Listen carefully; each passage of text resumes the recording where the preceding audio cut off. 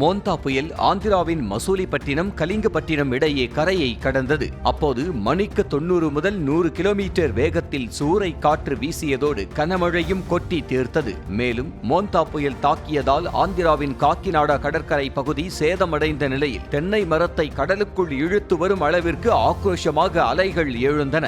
இது ஒருபுறம் இருக்க, மோந்தா புயலால் பாதிக்கப்பட்ட மக்களை தங்க வைக்க ஆந்திராவில் 800க்கும் மேற்பட்ட நிவாரண முகாம்கள் அமைக்கப்பட்டுள்ளன.